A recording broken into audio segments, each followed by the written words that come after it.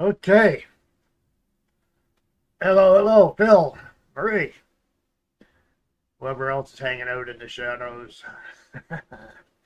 So, I say another week gone, another week over with, and it was so cold and dirty. We had a few nice days. Uh, Phil, there sure seems to be a lot going on these days. It's hard to keep up, isn't it? It's just insane. If you want new news, just wait 5 minutes and you'll get some. It's crazy. Uh, Paul. Okay. I mean, this is this is bizarre. It's almost hard to even know where to start. HEM Railroad. Hello. Uh, the good news first. Okay, let's get rolling with some good news for a change. Uh, where am I here? I got to bring this back up. Okay, we have a victory, and it's the Canadian Constitution Foundation. I know you've heard the good news, but anyways, Federal Court of Appeal Emergencies Act decision.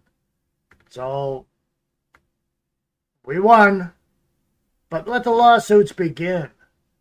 This is ridiculous. They just walk away from this. The guilty ones: Trudeau, Freeland, Marco Mendocino, uh, Bill Blair. Although Bill Blair is still warm in his seat up there.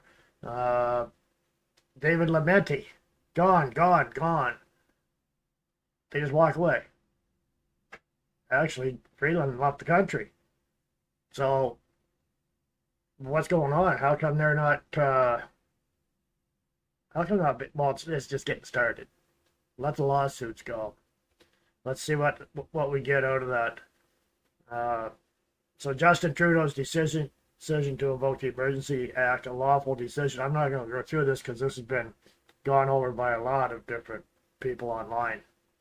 I just wanted to throw this up here for anybody that wasn't quite sure, maybe people in the U.S. or something, that this was from the Emergencies Act, where they, in the Freedom Convoy, where they brought the horses in, trampled the people, and froze their bank accounts, and uh, people got fired, they lost their jobs, and on and on and on. It was just complete punishment by heavy hand from the Liberal Communist Party of Canada. Terrible, terrible what they did. There were no threats to the security of Canada. It was a lie. Can you imagine how Liberals lying? Who would have thunk it, eh? Of course they do. That's all they do. So that's the assessment here of what they found, anyways. It'd be a stretch beyond rationality. The meaning of the word serious violence when applied to property. Uh, Chris Barber and Tamara Litch deserve a huge pile of money. Uh, their sentences, uh, their their records rather, destroyed, and there should be a public apology, if not a written apology, to them. Uh, the RCMP have got a lot to answer for, bringing in the horses, the Clydesdales, and trampling people. Excuse me, and the the greenies with no badges on their uniforms were brought in. We don't know who they were. Were the UN troops? That was the guess of the day back then. So we just don't. There's just so much that has to be straightened out over this. So there's Sharp, Boot Caddy, and there's Faye. Yeah, it's just horrible what went down, and so that's the judge, and then the appeals court said nope, nope, that was illegal. So no national emergency, and Trudeau's out having fun over at the WEF starting Monday, so he's just going to go over there and try to make himself a superstar again. That people must be pretty sick of looking at that clown. So, anyways, that was the good news. Canadian Constitution Foundation. That was their website there. That talking about the win in court for Canadians and all those poor people. It's going to be a class action suit for anybody that was affected by that. So good to see, good to hear. They're already on it. So there's a lot of losses. I gave you the win first. Should have saved that till last. We had Carney flying around the world, over to China, selling us out to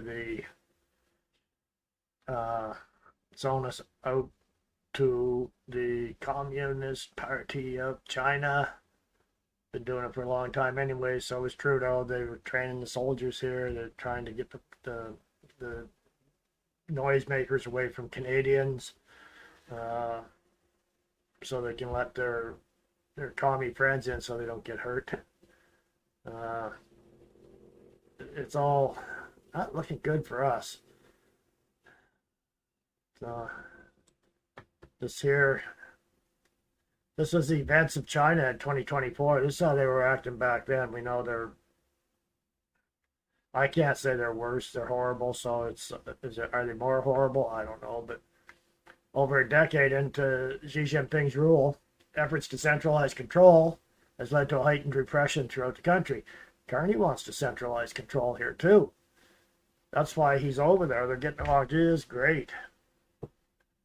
There's no independent civil society, no freedom of expression. We're losing that.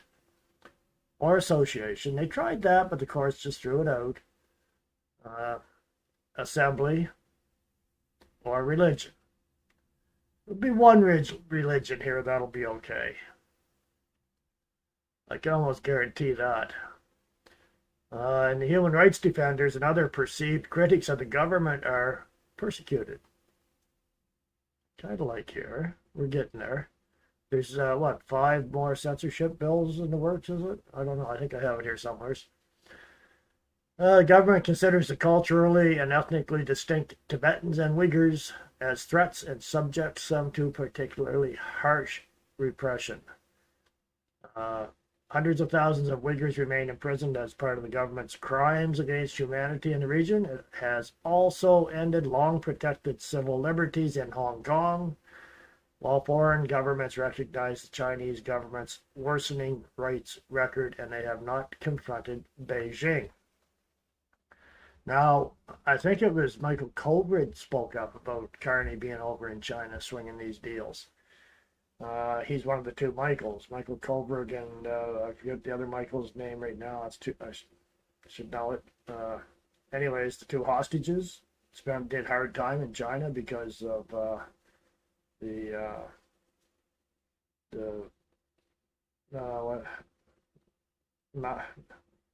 these Chinese names get me sometimes. I forget her actual name, Mao Zedong or whatever it was. It's close enough for Trudeau having her arrested, and then it just went downhill from there. Freedom of expression, well, they want to take that away too from us. If you just follow through this, you'll see exactly what these bills are about here in Canada and what they want to take away from us. Freedom of expression is a big one. Don't you dare speak out against the Carney government. The Chinese government controls all major channels of information. Is that what bill is that? C-18, is it? I'm getting mixed up now, some of them, such as television, radio, and print publications. It's the Great Firewall, blocks people in China from accessing information commonly available on the internet. It also imposes ideological control over the education system. Sure sounds a lot like Canada. While most people in China habitually self-censor, we're doing it here, doing it online. Right? Certain things we can't say. Under control. Occasionally reach the broader public. Anybody challenging the Chinese Communist Party's legitimacy or the Canadian Communist Party's legitimacy.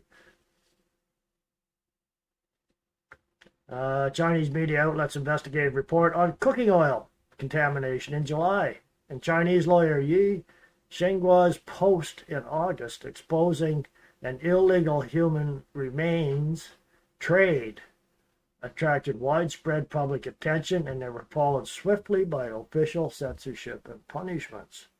How dare you speak out against us? There were numerous instances of censorship throughout the year. In January, Shanghai police arrested filmmaker Shen Pinlin Plato for a documentary about 2023 white paper protests. I'm not sure what the white paper protests were. Let's take a peek and see what it says. China allowed commemorations of white paper protests. Free detained protesters lift censorship on first anniversary events. That almost sounds like what happened with the Freedom Convoy, except they didn't release them. They had to do their sentence here. Maybe they're a little tougher here in Canada than the Chinese commies. Authorities are just warming up here. Authorities continue to update the country's censorship and surveillance regime to tighten control. In February, the state secrets law was revised and implementing regulations were published in July, expanding the law's already overly broad scope. In July, the government proposed a new national digital ID card system. It's coming here. The cards, which are ostensibly voluntary, would give state agencies even more ability to track people online and offline. Now, that digital ID, it says coming here, it's actually already here under Trudeau. Remember he started that thing for flying, was it with Netherlands, I think it was? If you had your digital ID card, you could get on the plane, you could travel real easy without any hassles, without any, I don't think you needed a passport or anything. You just had to have that digital ID. So that was a test run. Netherlands are pretty easy and on giving up their freedoms too. You know, they bitched and complained when the Nazis came in, and they finally got liberated, and they were so happy and excited. But now they're just giving them up. You don't have to be invaded; they'll just give them up. So, previously tolerated topics have become off limits. With the Chinese economy faltering, the government has prohibited discussions of its economic policies and penalized those critical of them. In September, a top Chinese Academy of Social Sciences economist went missing after he disparaged President Xi's economic policies in a private WeChat group. He just disappeared like magic. Also in September, Beijing police detained U.S.-based Gao Zhen, acclaimed for his work critiquing the late Chinese leader Mao Zedong for slandering China's heroes and martyrs while he was visiting the country. So the guy, he as a U.S.-based artist, was detained just for when he was visiting, just for critiquing Mao Zedong, the mass. Hey, you know what? Wiped out millions of people. So, but no, you can't say that. The Chinese government's, because the thing is, China's, where is it? Mao's disastrous legacy were topics that could be openly discussed in China until recently. So Xi is even getting harder as time goes by. Carney got some, maybe some eye-opening information that he could bring back to the Liberal Party here, his cabinet, and say, listen, this is how it's done. Chinese government, where am I here? They strengthened information control, has international implications, as has targeted critics of China who have gone into exile and foreign nationals abroad. Teacher Lai, who collects news and videos from around China and broadcasts them on X, revealed that he had been harassed in Italy, where he is based. Chinese police had also interrogated his followers in China. In August, Investigative reports exposed how people affiliated with the Chinese government had intimidated and assaulted Chinese, Hong Kong, and Tibetan protesters during Xi's visit to San Francisco earlier. Now, remember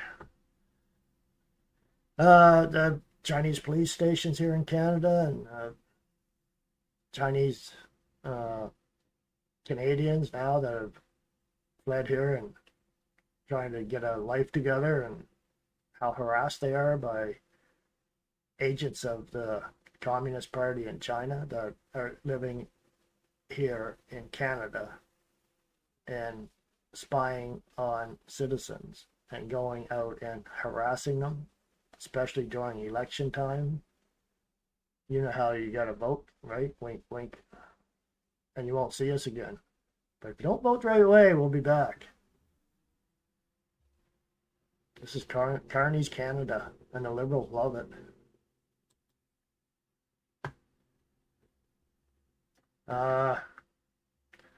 Chinese government's 9-year sentence of Taiwanese political activist Yang Qiyuan for separatism, and the suspended death sentence of naturalized Australian writer Yang Hengjun for espionage generated widespread attention in these countries.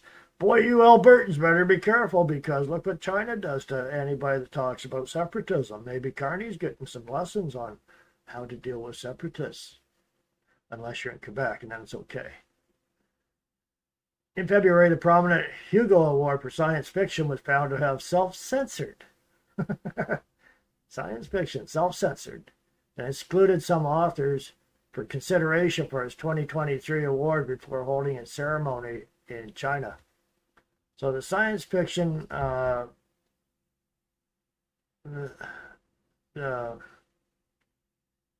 award for science fiction, they self-censored. So I guess, beam me up, Scotty. Get me out of here. Can't say that now here in Canada, probably because they censor you. It's freedom of religion is another one, right? They really don't like that, and that's what's going on here with the government of Canada. They don't like it either, except for that one religion of peace. Chinese government allows people to practice only 5 officially recognized religions and approved premises, and maintains control over personal appointments, publications, finances, and seminary applications. Well, I bet you there's some cameras and microphones in those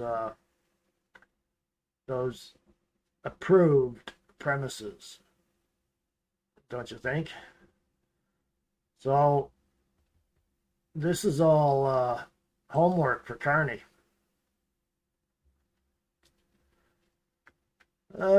Police routinely arrest, detain, and harass leaders and members of various, quote, illegal, unquote, religious groups, including those Catholic and Protestant congregations. Oh, those Catholics and Protestants. How dare they hold services in a communist country. See, they refuse to join the official churches and disrupt their peaceful activities. Throughout 2024, these individuals were charged with and convicted of fabricated crimes. In July, Zhang Shunlei, leader of a house church called Renai Reformed Church, was sentenced to 5 years in prison for inciting subversion and fraud. The government continues to classify some religious groups, notably the Falun Gong, as evil cults, and subjects their members to harassment, arbitrary imprisonment, and torture. What a wonderful, wonderful government. Human rights defenders in China are frequently harassed, tortured, and imprisoned. Police also harass their families, including their children, of course. Some, such as lawyer Gao Zhisheng and Peng Lifa, I don't know how I'm doing on these names, known as Bridgeman, for his public display of anti-government signs, remained forcibly disappeared. Just disappeared. No more. Gone. February, women's rights activist Li Qichu was sentenced to nearly 4 years in prison for speaking out on detention conditions faced by her partner and fellow activist Zhu Zhejiang. She was released in August after completing her sentence, having been detained since 2023. In October, Zhejiang went on a hunger strike to protest his inhumane treatment in prison. That's just a quick look. There's a lot more to that article, but a little idea what might be coming here under our new leader of the new world order. What a piece of crap that guy is. Can't believe he said it. Now, I just said New World Order. I'll say it again, New World Order. That gets me the blue box underneath. I see Jasmine mention New World Order, and she got the blue box. So I'll get the blue box that says that's just a conspiracy theory by a bunch of radicals who don't know what they're talking about. I bet you Carney doesn't get a blue box. He's special. He don't get the blue box. We get it. But there is the this one here is China's glaring Trojan horse. TikTok and Chinese EVs. Don't know everything that's going on. Growing threat from the Chinese Communist Party. No longer a distant concern. I'm going to bring this text up a bit. Make it a little more easy to read. There. The old folks text here. China's influence no longer a distant concern. It's a pressing challenge at Canada's doorstep. Through our Dragon at the Door project, MLI has led the national conversation on Chinese interference. Long before the Foreign Interference Commission, the Hague inquiry, a joke, or the reports of CSIS leaks alleging interference in Canada's elections, that didn't go anywhere. MLI was raising the red alert. The Chinese Communist Party has expanded its reach into virtually every corner of Canadian society, impacting our economy, technology, education, politics, and national security. From covertly meddling in Canadian elections to pressuring diaspora communities and undermining critical infrastructure, the CCP's activities pose a direct threat to Canada's sovereignty, democratic institutions, and values. At the heart of China's global strategy is a sophisticated approach to projecting power abroad. These guys have got their tentacles around the world. They're masters at this, often through economic leverage, espionage, and coercive diplomacy. Through its Belt and Road Initiative, the CCP has invested heavily in infrastructure projects around the world, gaining strategic footholds that increase its geopolitical influence in Canada. This influence manifests through corporate acquisitions, research partnerships, and investments in critical sectors.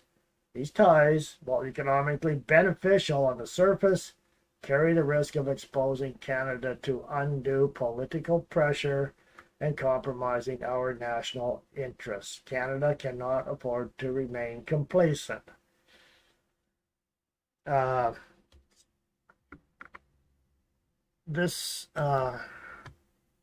gotta take a quick look at when this article came out, what the date is on it. It is, I don't see it, but I believe it's just shortly, like released just shortly here, like just maybe within a week. Our allies, particularly in the Indo-Pacific, have experienced firsthand the CCP's tactics, from military intimidation to economic blackmail. Many nations have responded with robust policies to counter China's interference. Canada must learn from those examples and strengthen its own defenses. This requires updating our national security policies, establishing clear guidelines on foreign influence, and investing in greater protections for critical infrastructure. Through the Dragon at the Door project, MLI aims to build a comprehensive framework to protect Canadian sovereignty and secure our national interests. Well, that sounds good. This organization, I don't know too much about them. I just stumbled on this as I was browsing through here today. So this MLI seems to be right on top of things. I think it might be a little late in the game. There's just so many people that seem to be just, well, you know, it is what it is. It's not like the old China. This is the new world order. It's all good. So they're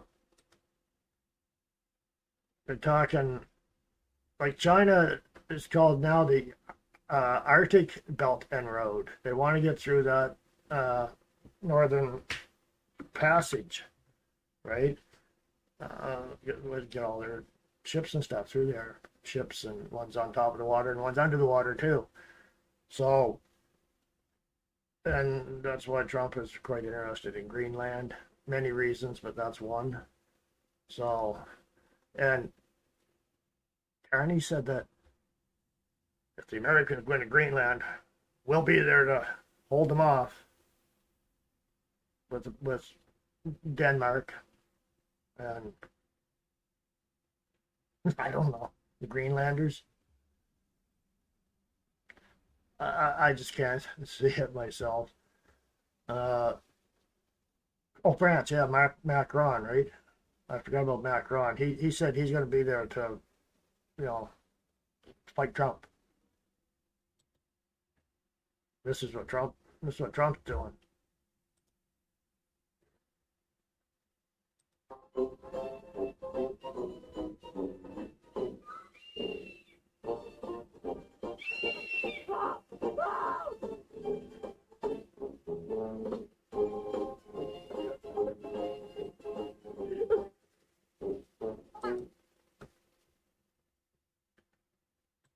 Trump's got it all under control.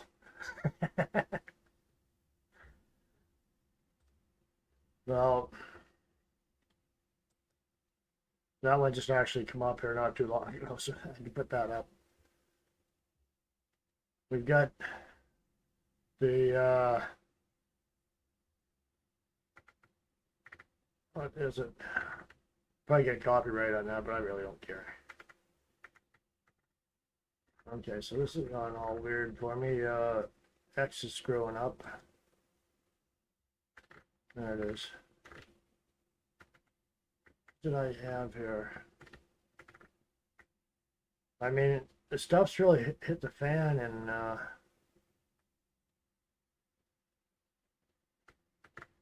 in the U.S., but worldwide, like wow, it's split.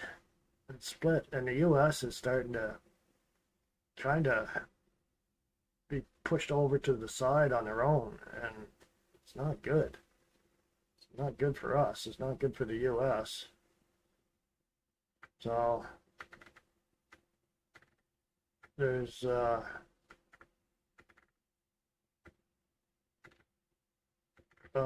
some things I don't know what's going on with that. It's giving me a hard time. It only lets me look at like 3 or 4 things and then it goes blank. Keeps wanting me to get that blue check mark. Really not interested in it. Let's see, what else do I have here? What else did I have? WEF is starting. I can't wait for Trump. Trump speaks Wednesday at the WEF. I'm not sure on the time. I don't have that on me. He's going to rip them a new one. That's going to be good to see us. I'm looking forward to that.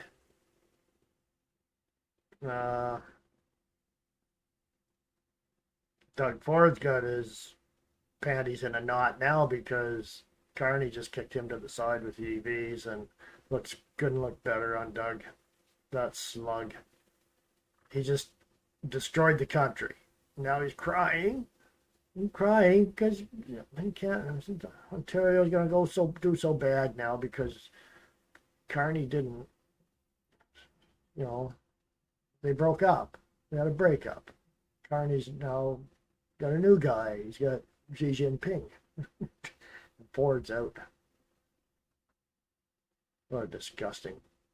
That guy was it's just disgusting. Couldn't happen to a better guy. But that's what commies do, right? They use people and then they just kick them to the side, right? If they speak up, well, better shut up, Doug. You might disappear. So, but we got these idiots here that they say, well,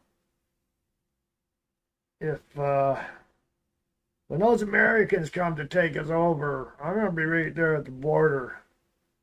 And they're not going to get by me. Well, your leader is trying to take any means of protection away from you, and if you got one, it's illegal to use it anyways. So what are you going to do?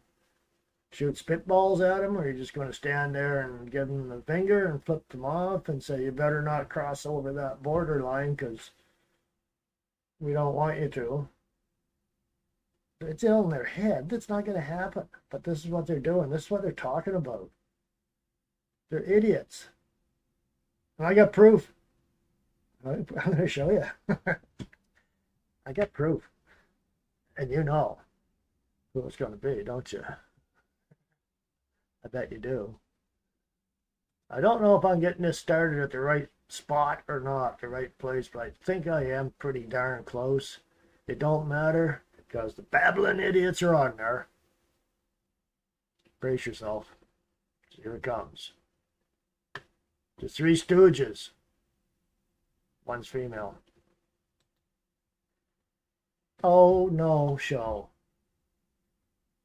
Who are thinking that we don't need to diversify, that we don't need to stand up to America. I mean, rule number one in business, when I'm in business, when I go to, into a deal, I don't roll over, talk to my core suppliers of everything, have multiple conversations, because I'm looking for an equal partnership, win-win, all that good stuff, right? The U.S. is no longer a good trading partner in good faith, not with the Trump regime in place. So we have to diversify. So my theory is part of that rollover number you're seeing is either that idea of, well, if I have to be American, that's okay. And the other one being the whippification of conservatives with this MAGA grievance movement. I mean, they have become the snowflakes of Canada. It's unbelievable how sensitive they are to everything. I used to think of conservatives as being like tough. They knew what they were for. They were for low taxes and less government interference and personal blah, blah, blah.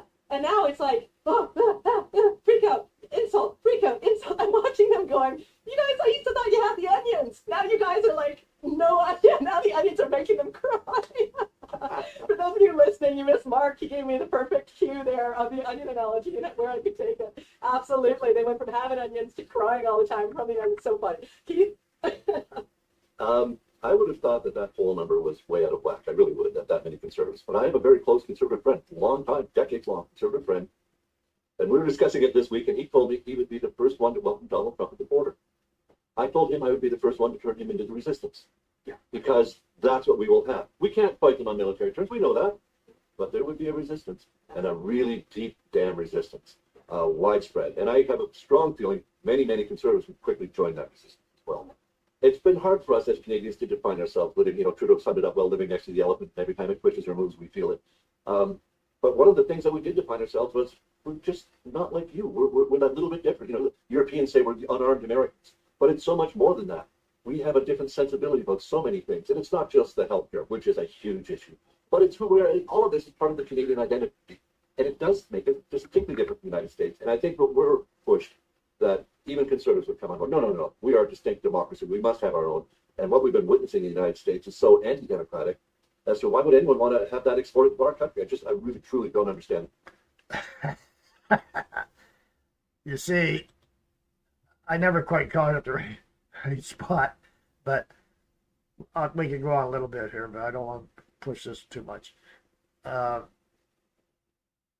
don't think I caught the spot where they said they'd meet them at the border. It might have been before this, it might be after this.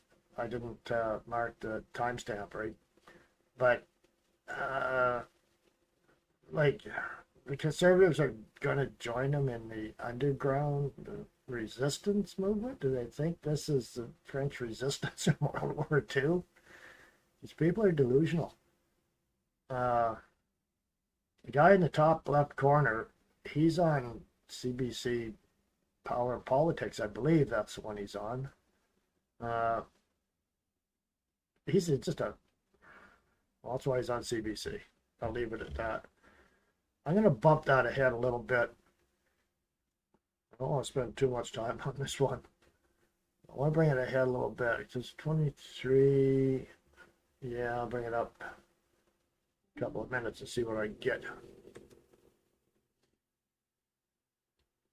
Start it from there and see.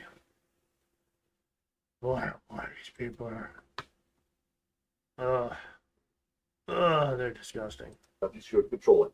And if he does want that, that's going to be more than a new world order. It's going to be a new world disorder. It's going to be, wars all over the place and economic fights and who knows what kind of disasters we do. So I guess it's a strong hope more than a desire that he just, he's using this as a way of staying in the news, of keeping the Epstein files out of the news. Because there were some more file documents released this week, transcripts of some of the victims. And holy cow, horrific. So you can't even imagine the type of horror show that you don't want to think about. So there's a reason he's doing this. He's very good at distracting and staying in the news, and that's what he's doing. I mean, God, having a news conference with a jug of whole milk on his table, upgrading the food pyramid, all this stuff. No one can keep up with all this stuff, and at the same time, he's going to invade Greenland. What? Oh, so I hope it's just part of his distraction campaign. But I don't think it is, and I'll tell you why. Because I was listening to Susan Glasser, who interviewed Trump years ago for a book, and he brought up wanting Greenland then, and she said, why? And he said, well, when you look on a map, it's all about real estate. He says, it's like the corner store that we're missing. He goes, I like the look of it, I want to have it. So this was years ago. And according to the first administration, a bunch of people have come out and said he talked about it all the time. This is not just an Epstein file distraction. This is the real deal for him. I know he did mention Greenland. I just looked at Trump through the years. It's a short video. And a few years back, before being president, he did mention Greenland. But it's a strategic point, and I don't know. I'm having this problem with X for some reason, and I can't find some of these videos. I'll try going to home and see if I can bring them up.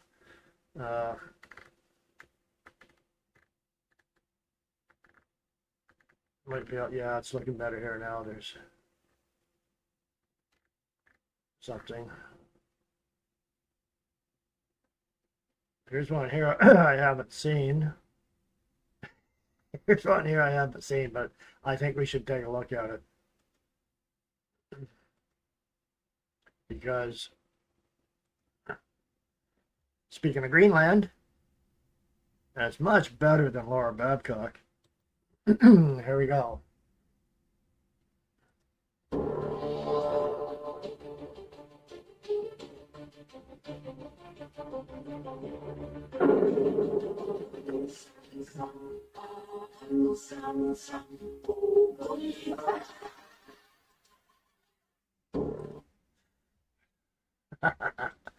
It's not a bad one. So I'm back on X. We got some good stuff. What else is Mark Nixon? Who else fully rejects Mark Carney's New World Order with China? Well, I think pretty much we all do, except those on the not left-wing nut job liberals. And I'm pretty sure I'm not going to be able to scroll through and find the one I want, but we'll see. I'll just do a quick run through here. But man, oh man, has Carney ever got the country in a mess? And we're not going to get out of it easily either. It's going to be. I wanted to find this map that somebody had put together. I can't remember who did it either, but it did a good job. Anyways, what it is, what the map is it's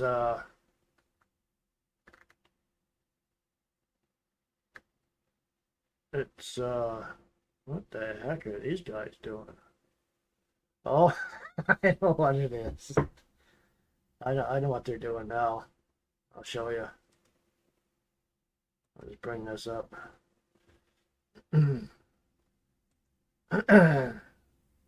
This is Danish military protects Greenland against a U.S. invasion. They're building a wall. Building a wall. Going up fast too. You know how they're what they're doing to using to build the wall with.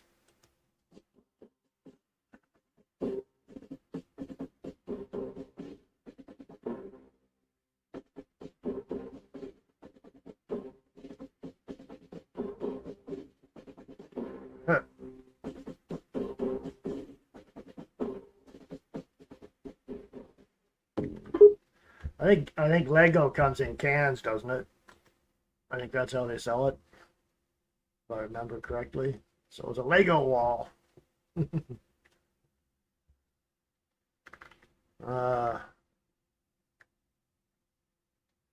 they're having a great time with it on here. I can't find that one. It's the map. And what the map is, I'll just tell you what it is. It shows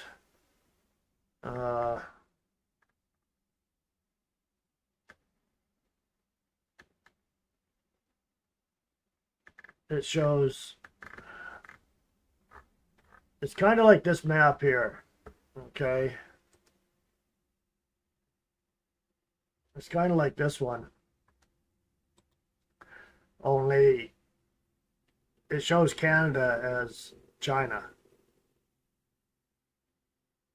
And that's scary. The only good part about it is those being surrounded by the U.S. That maybe we might have a chance in the future. If there's a future. I'm telling you.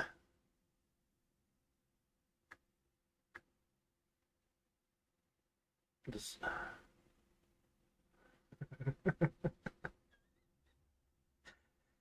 sorry. I'm sorry. I shouldn't do this while I'm on here, but I got to show you this one. It's just I'm just having to flip down through a couple.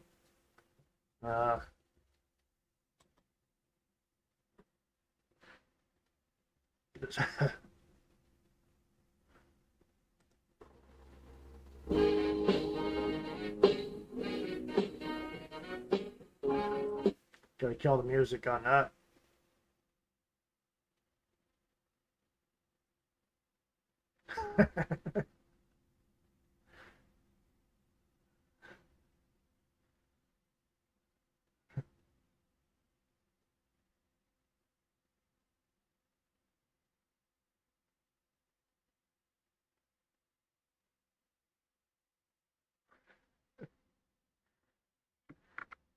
And that's the way it should happen. Those two are in big trouble. So, anyways, let's stay off of that. I do have, I know coming up here, I've got at the end, I got a couple of little quick videos, one or two, that I want to show.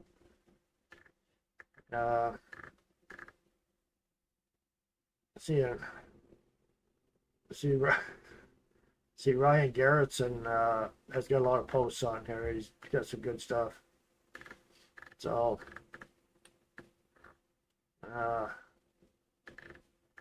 we got to hang together with the United States. We got to stick together. That's our only hope.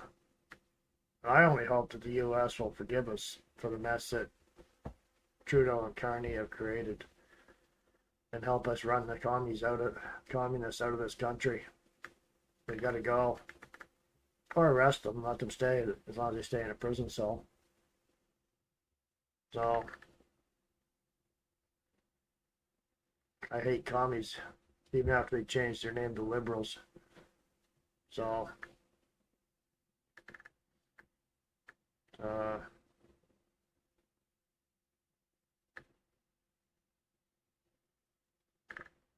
anyways, what else did I have here? I gotta stop this. I'm on here with you folks.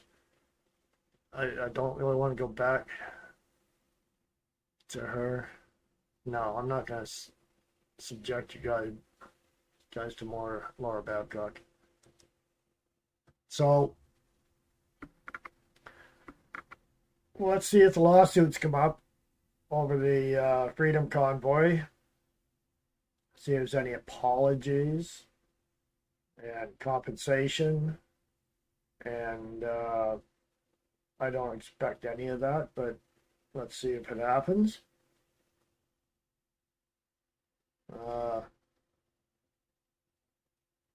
Let's see if Ford makes another video about Carney. He's butthurt. Ford is butthurt. He's lost his BFF. He got jilted, and he embarrassed himself across the country and the U.S. And he's a loser. He should just step aside, but he's too full of himself to do that. Yeah, it's a shame. The mess Ontario's in, that's a big province. A lot of money goes through Ontario, and Ford screwed that up. Carney took advantage of him. Takes advantage of everybody. Never see that skanky, scraggly old wife of his around. That's a good thing. At least he keeps her locked out of public view. Doing that much for us. He's an embarrassment. Wow. I can't believe they still got the support. I see the polls now are just about tied, 50-50, and they say that it's the seniors that are keeping the Liberals in. I believe that. I don't know why. What's up with them? They must be the percentage of seniors that have got Alzheimer's, because that's the only way I can see anybody supporting this horrible government. So we'll see. Somebody said they should take their voting rights away, anybody over 65. Well, no, not really, because there's pretty good conservatives around over 65. Now, my parents would never, ever in their life vote Liberal. My grandparents, same. Nope. They said, don't ever vote Liberal, whatever you do. So, this one here, this is a good one here. It's 15 minutes long. So I'll do this video, and this will be the last video I will do here. And this here is Prothemian Action. This woman here has got this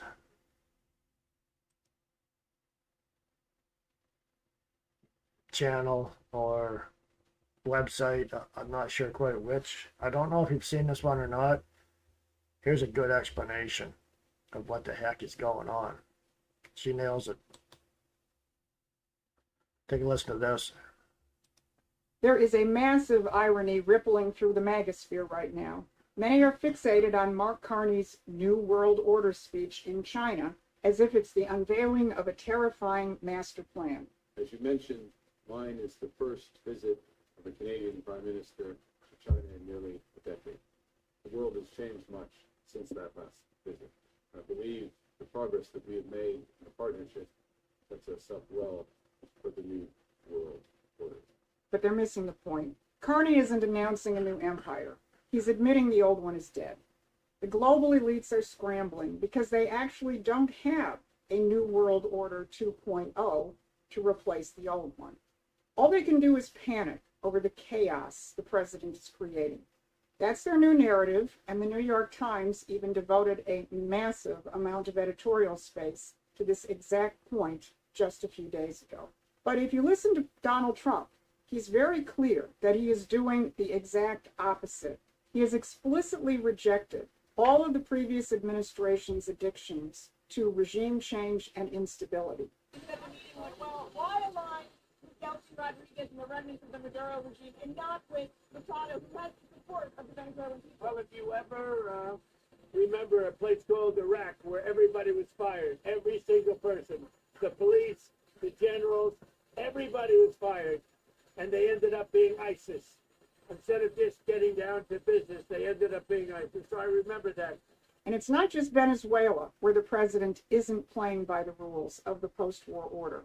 This week, the neocons were caught flat-footed when the president did not launch a military strike on Iran. No regime change today. I'm Susan Kokinda. I've tracked the imperial great game for decades. And what most people accept as the norms of foreign policy, I've exposed as the tools of the modern-day British Empire. So if this is your kind of fight, please hit those like, share, and subscribe buttons so we can stay in touch and we can reach more people. Here's what I'm going to cover today. How the president is not falling for the chaos option in either Iran or Venezuela, and how he is neutralizing two of Britain's key capabilities in the Middle East. So what President Trump is doing in Venezuela and the Mideast shows he is not playing by any New World Order script, whether it's a new one or an old one. And the New York Times had to trot out a bunch of British-bred or trained analysts to mourn the collapse of their empire. True to form, 4 of the 5 contributors to this virtual obituary to their system were trained at Oxford, Cambridge, and the London School of Economics. The Times had to go directly to the motherland to craft their new narrative. That is what President Trump's approach to Venezuela and Iran, not to mention Greenland, represents to the elites. Proof that their post-war order is dying. And while they're wringing their hands, look at what President Trump is actually doing. Look at the White House meeting with the Venezuelan opposition leader Maria Machado, where she gave President Trump her Nobel Peace Prize. Now, first off, let's remember the recent history of who's gotten the Nobel Peace Prize, like Barack Obama, and you'll have a pretty good hint of who's deploying Machado, whatever her own intentions may be. Now, it did take a good 2 weeks for her sponsors to wrangle a photo op with the president. But is President Trump jumping on the Machado bandwagon? Well, first, before he met with Machado, he posted about a very productive meeting with the new Venezuelan leader, Delcy Rodriguez. And then he had this exchange with the press. Why align with Delcy Rodriguez and the remnants of the Maduro regime and not with Machado, who has the support of the Venezuelan people? Well, if you ever remember a place called Iraq where everybody was fired, every single person, the police, the generals, everybody was fired, and they ended up being ISIS.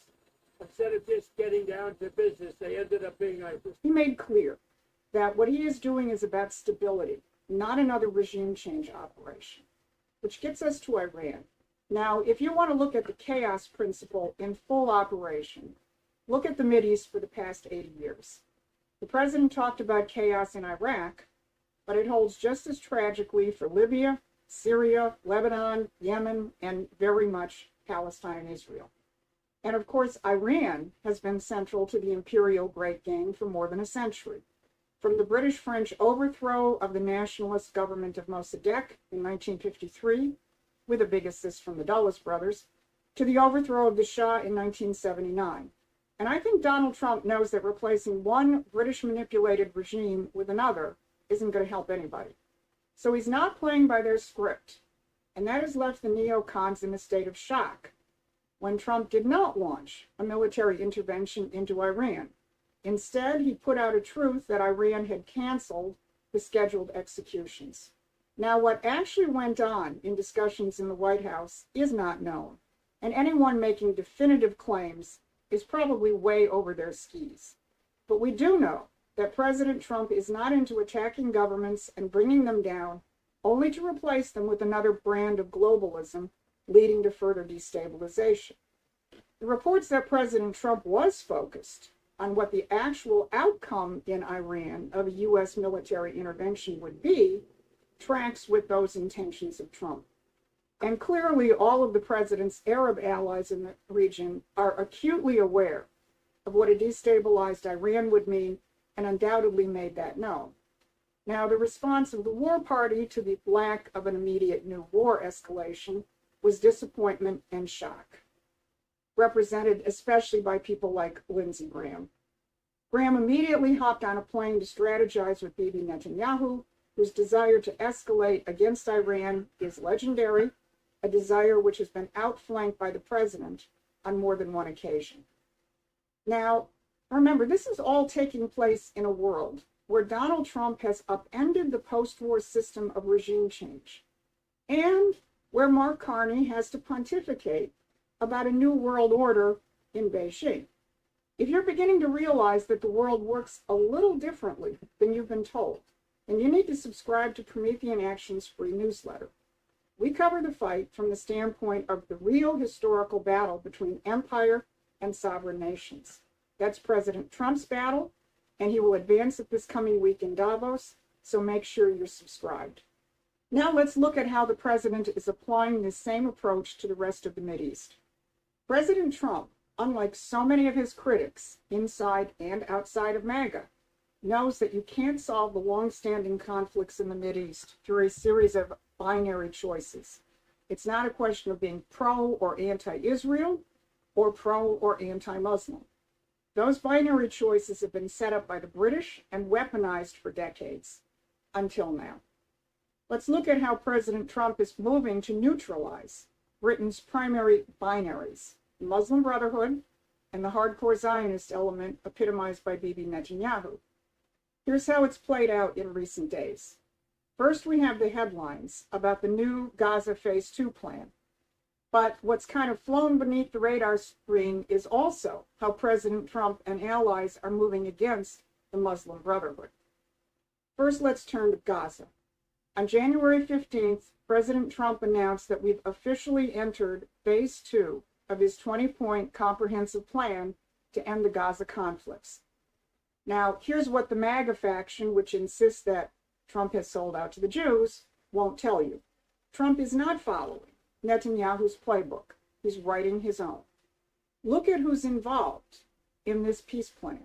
The new National Committee for the Administration of Gaza is a technocratic government that will govern during the transition, and it's led by a Palestinian, not an Israeli-approved administrator or someone from Netanyahu's coalition. And look at the partners that Trump has brought in. His Truth Social post says explicitly, with the support of Egypt, Turkey, and Qatar, we will secure a comprehensive demilitarization agreement with Hamas. Turkey and Qatar. Let that sink in. These are not Netanyahu's friends. Remember, back in last September, Israel carried out a strike into Qatar to attack the Hamas delegation on its way to these negotiations. Yet Trump is building his board of peace with these exact countries at the table. The board is going to be structured with Trump at the top, alongside representatives from Egypt, Turkey, Qatar, and the UAE, as well as Europeans, including the British. The president continues to make clear to Israel, it's we and these countries that I've chosen that will take care of Hamas, not you. Here's what he said. With the support of Egypt, Turkey, and Qatar, we will secure a comprehensive demilitarization agreement with Hamas, including the surrender of all weapons and the dismantling of every tunnel. Now, I know many of you are asking, why is Sir Tony Blair on the board? Well, that is a good question. Whether it's a case of keeping your enemies close or leveraging Blair's extensive Arab ties for specific tasks, the president clearly has a plan, and it's not Tony Blair's. But there's another layer to this story that almost no one is discussing. While the headlines focus on the obvious players, Trump and his team are quietly moving against the real infrastructure of regional destabilization, the Muslim Brotherhood. On January 13th, Secretary of State Marco Rubio announced the designation of the Egyptian, Jordanian, and Lebanese chapters of the Muslim Brotherhood as terrorist organizations. This isn't symbolic, this is surgical. Rubio stated clearly that the United States will use all available tools to deprive these Muslim Brotherhood chapters of the resources to engage in or support terrorism. And simultaneously, Treasury Secretary Scott Bessent announced the Treasury will cut off these organizations from the global financial system. Now here's where it gets really interesting regarding Britain. The UAE just announced it will cut funding for citizens who want to study in the United Kingdom, out of fear that their Emirati students could be radicalized by Muslim Brotherhood Islamists in Britain. Think about that. An Arab Muslim nation now views a European nation as a dangerous Islamist radicalization hotspot. And that's not my analysis, that's the UAE's. So this British operation is being exposed and rolled up.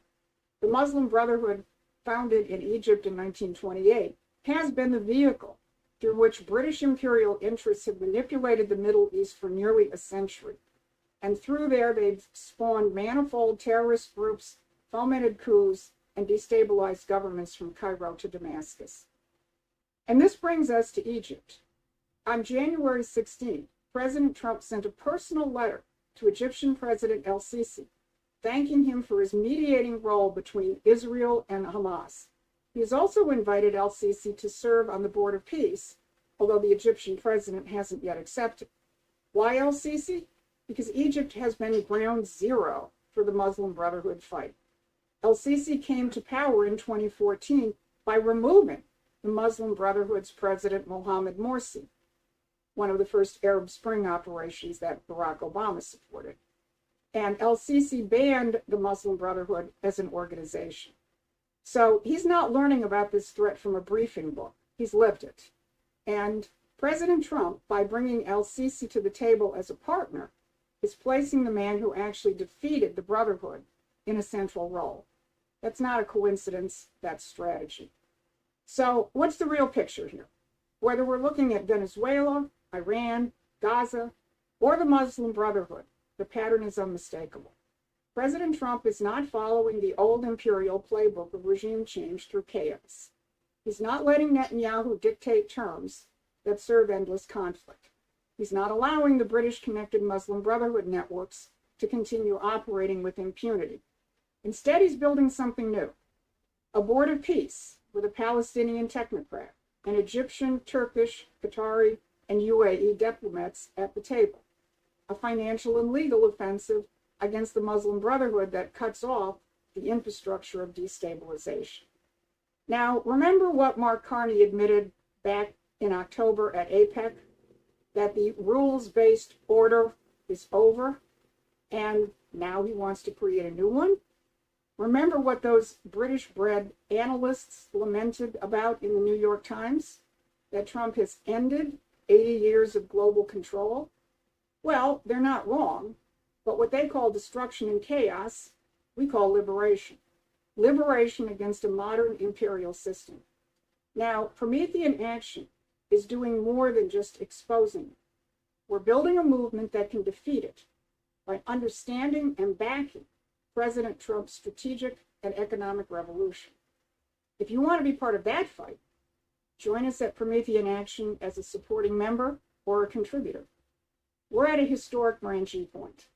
The old order created war, chaos, and permanent enemies, and it kept the empire in control.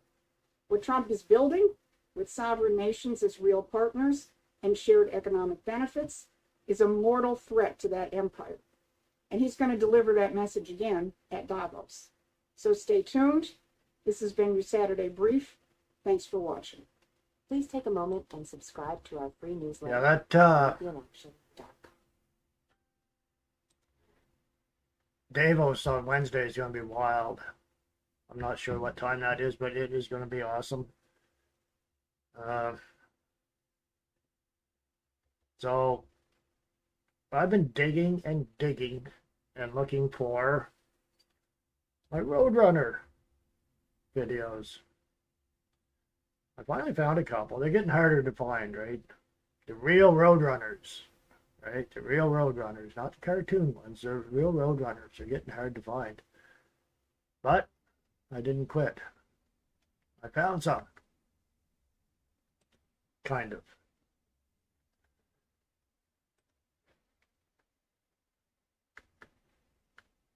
Oh, look. Oh, look. There's the map. There's the map I was talking about. I just found it. That's basically what it is, right? Only the other map shows Greenland as US. So you see, there's a little strip right along there. I think that's the bases. So now my Roadrunner videos. Where are they?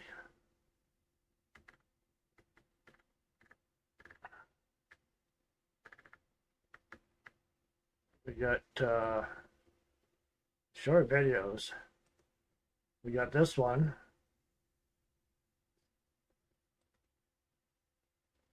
Looks to me like it was from about 1969. There is the Roadrunner.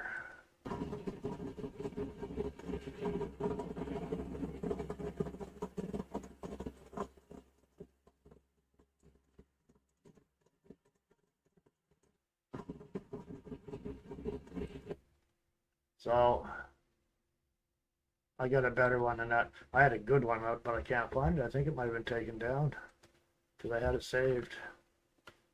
Got this one here. This is a little better.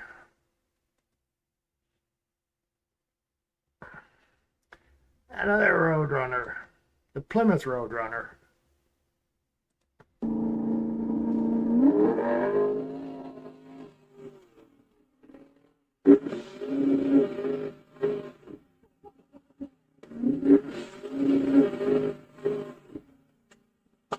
I was just half pedaling it.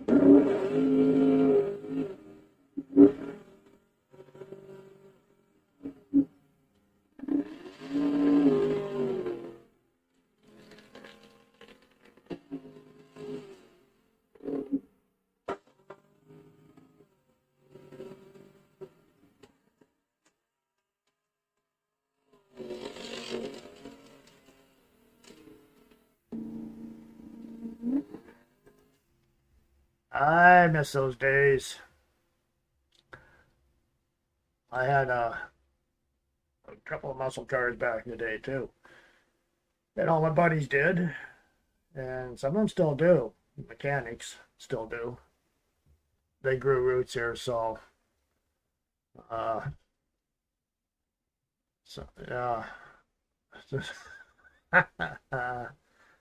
1970, I think that one was 1970 Plymouth Roadrunner, and that was a I think that one was the 440, but they had a 421 or 426 Hemi. I think it was 426 Hemi.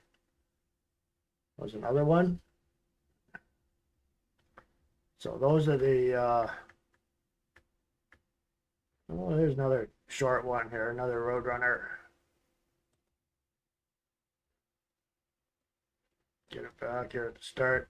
I just bring this one up too. I had three, I didn't realize that.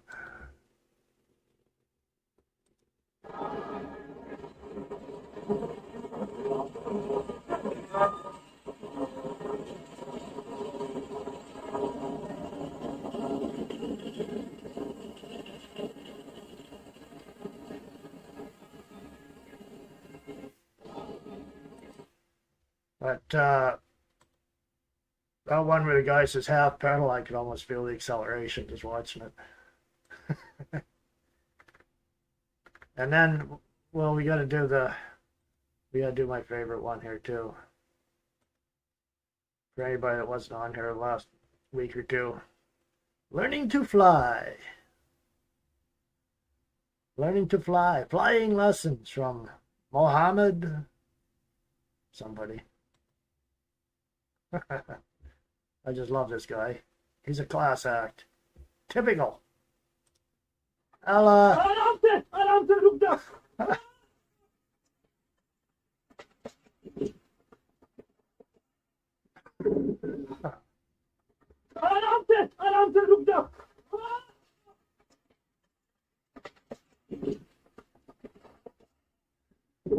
Wonder if he did try it a couple of times. I wouldn't be surprised.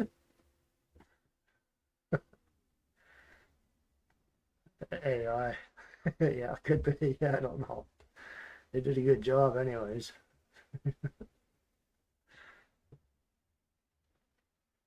Let's see.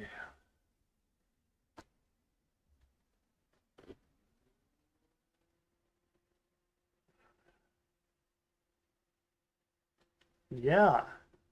No, nice flight plan, yeah. No, I was just checking on the chat here. Have you? I see you're on here. Good to see you. Good to see everybody on here. People, Crystal Ray. Let's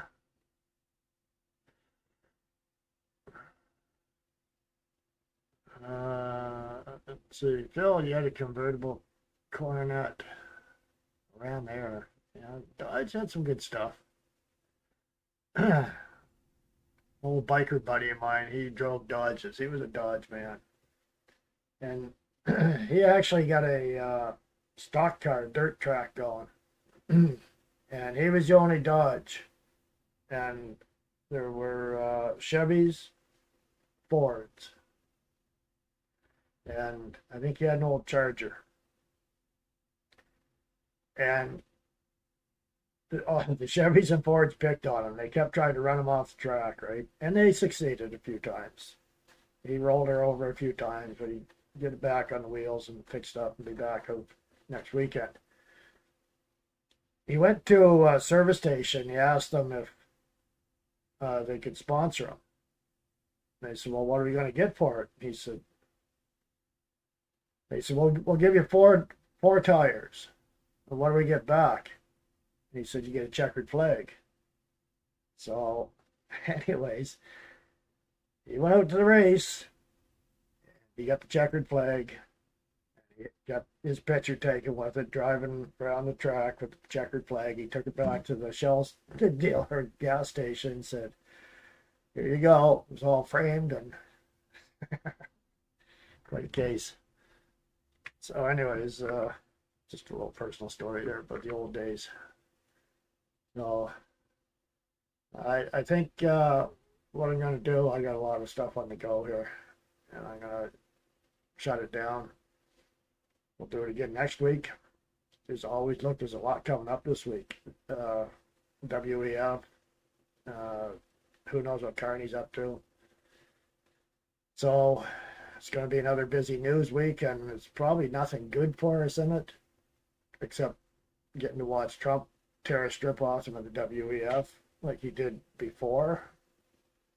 I think it was the WEF he was at.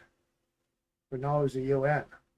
I think where he ripped into them. Now he's going to go after the WEFers. So, okay, folks. Thanks for coming along for the live stream, and we'll do it again next week. And you guys just hang in there. Help doesn't always come real fast, but I think there is going to be some help coming up on the way, like maybe in the spring. So, you guys take care. Bye for now.